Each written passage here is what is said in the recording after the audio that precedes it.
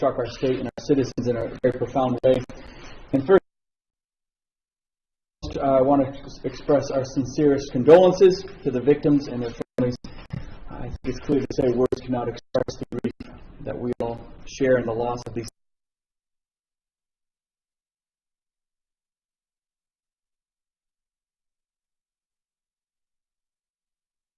The tragedy in Randolph yesterday, let us not forget there was another double fatality.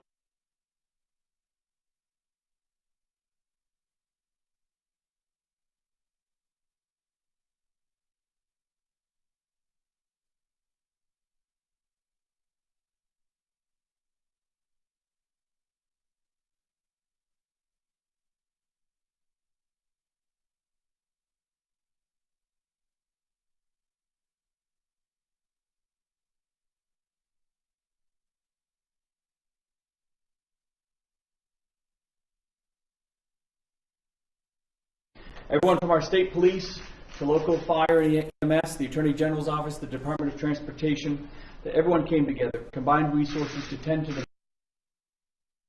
an incredibly tragic situation. Done in the first 24 hours. It was truly an immense effort with everybody coming together. Communication, adhering to the situation on the road, adhering to the victims and their families. It was quite an effort.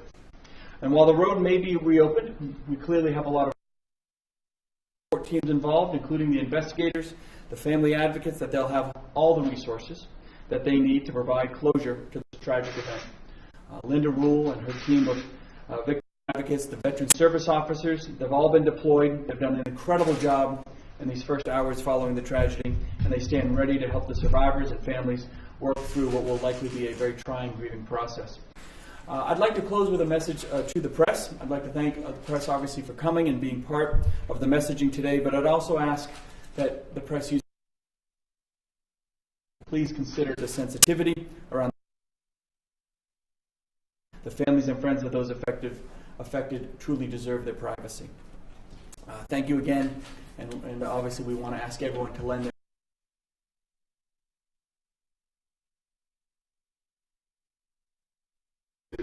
Thank you, Governor.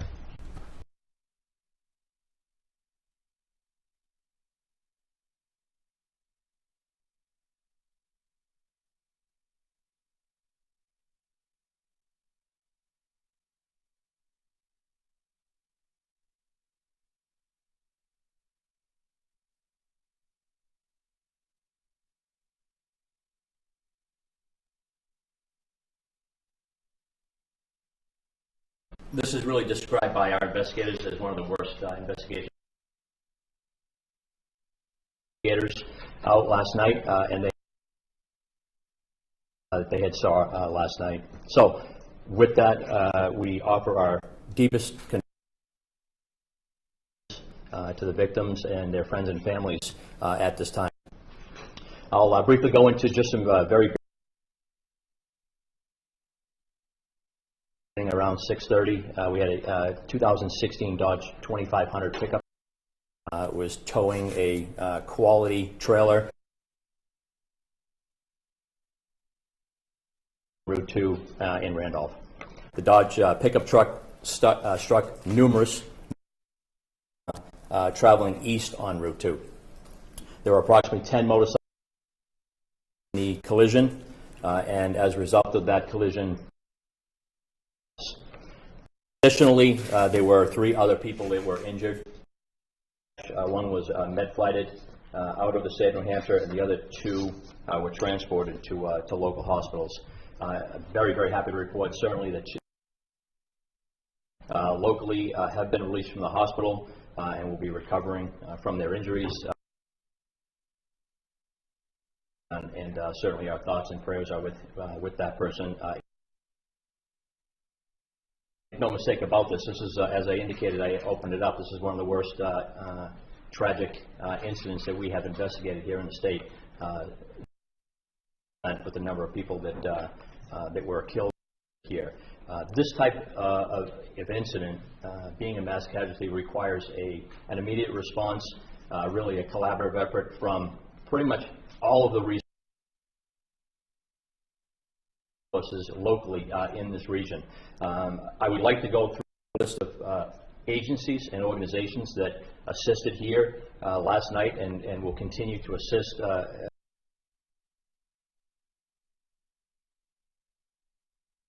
in New Hampshire barracks.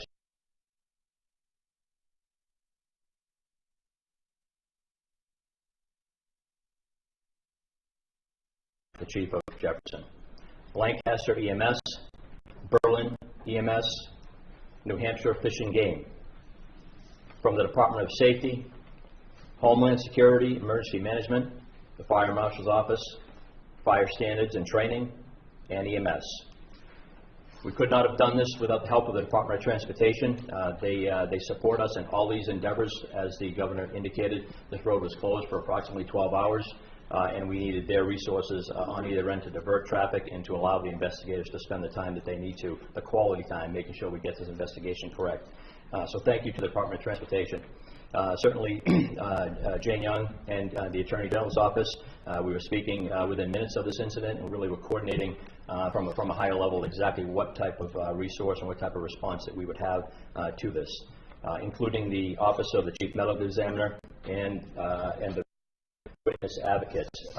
The victim witness advocates, as I indicated, the peer support team from the state police, the victim advocates from the Attorney General's office, and the county attorney's office. That cannot be understated, the significance of their support. They not only support first responders, but they spent a tremendous amount of support and will continue to support the families of the victims as they deal with this tragedy. So, you know, hats off and much thanks to the peer support groups. This investigation is not over. This is really just in the beginning stages. It's going to be a very lengthy investigation, and I certainly would ask, as the Governor also indicated, patience with this type of investigation. It's very important. We want to make sure we cover all the bases, spend the right amount of time with the investigation to make sure that we understand exactly what happened. So this will continue on for some time.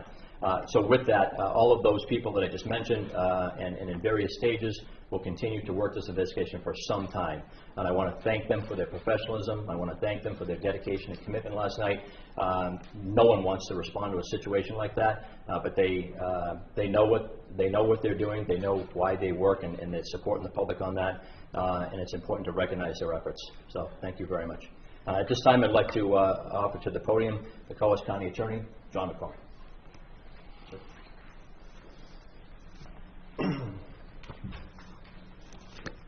Good afternoon. Thank you, Colonel Wagner. Thank you, Governor, for being here. Thank you to Jane Young from the Attorney General's office, and for all those first responders and law enforcement who responded to this tragic event yesterday evening in Randolph.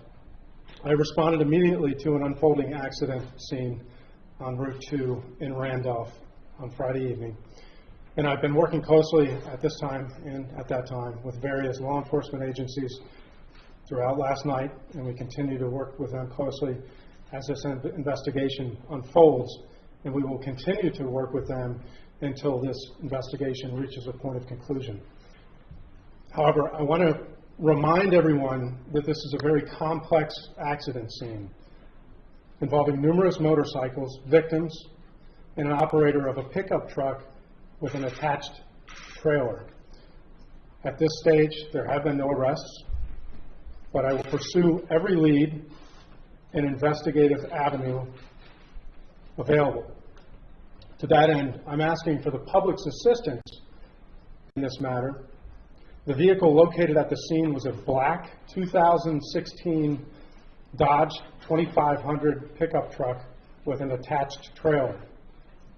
If anyone has videos, photographs, or any information about the accident scene or the vehicle prior to the collision, please contact the headquarters of the New Hampshire State Police at 271-3636. You may also contact Greg Doobie, who is the head of the Collision Analysis and Reconstruction Unit at the State Police. His email is greg.doobie, D-U-B-E, at dos.nh.gov. Again, at this early stage of the investigation, there have been no arrests, but the driver of the pickup truck was identified as Vladimir Zhukovsky. He's a 23-year-old male and resides in West Springfield, Massachusetts. He was working for a company called Westfield Transportation, also out of Springfield, Massachusetts. He was the sole occupant of that pickup truck. The investigation encompasses Mr. Zhukovsky and his conduct, as well as the company that he worked for.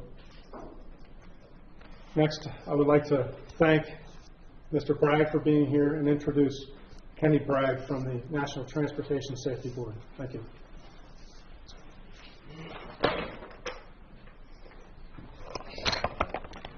Good afternoon. My name is Kenny Bragg. I'm the NTSB investigator in charge of this investigation. On behalf of the NTSB, I'd like to offer my deepest condolences to the drivers and the families that were affected in this crash. The mission of the NTSB in this investigation is not just to understand what happened, but to understand why, and to issue safety recommendations that will prevent further accidents from occurring. The NTSB has assembled a GO team consisting of investigators and support staff, and will likely remain on scene for about 5 days in the area.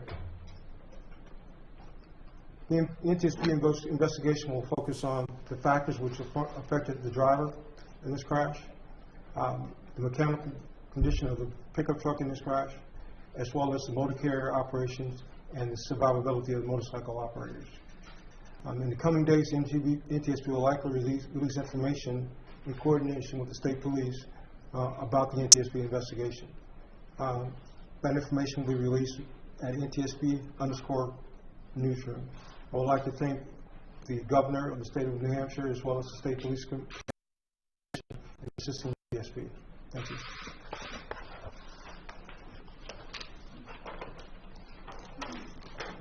Good afternoon again. Last evening, the 7 victims were removed from the scene. They were transported to the Office of the Chief Medical Examiner in Concord.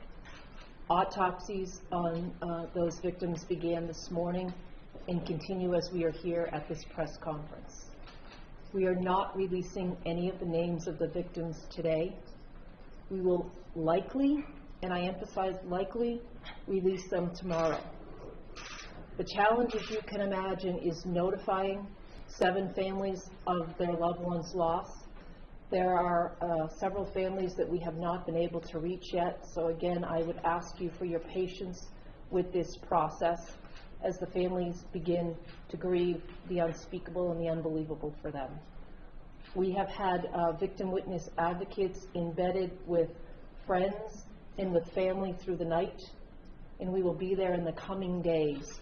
But as the governor said, I ask you at this moment of profound sorrow and quite frankly horror to please keep your distance from the families. They are trying to come to grips with this, trying to come to terms with loss of their loved ones. There are also a number of friends that are in the area, and they have asked through the victim witness advocates also for their peace. So while I understand that you have a job, and I respect all your jobs, I'm asking that in return you respect the families and the friends at this time.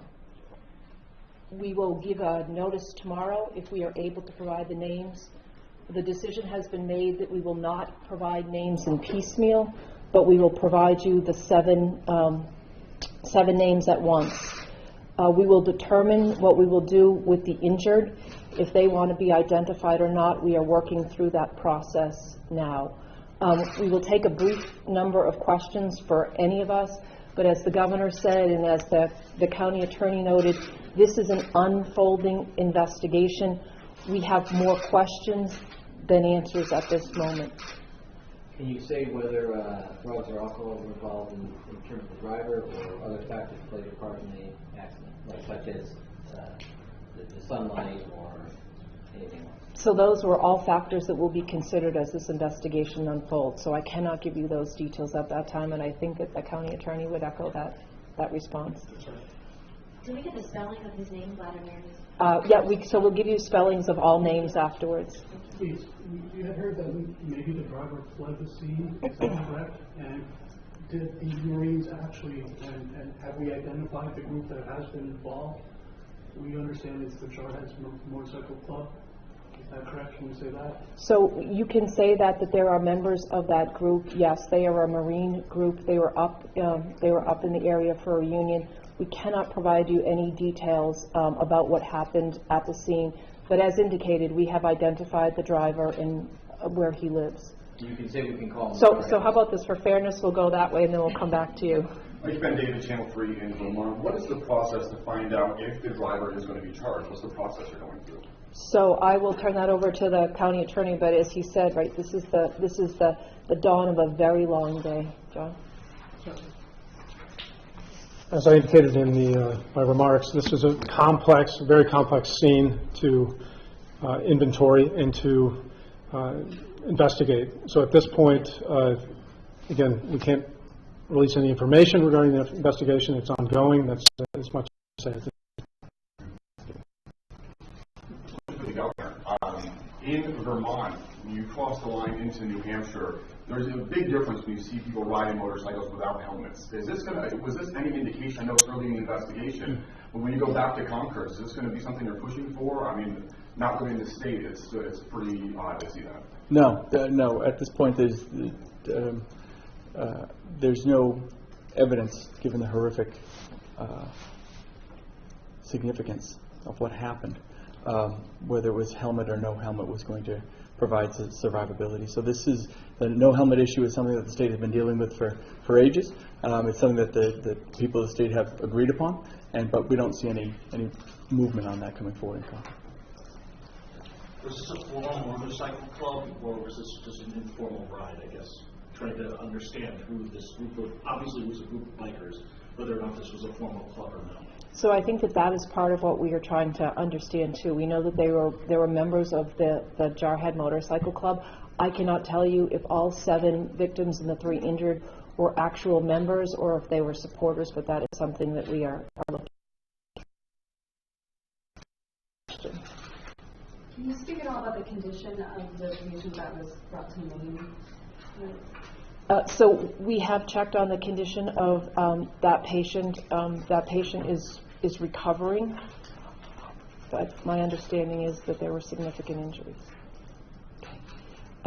Thank you, and I'm going to thank you in advance for respecting the families and the friends, and we will put out a briefing tomorrow.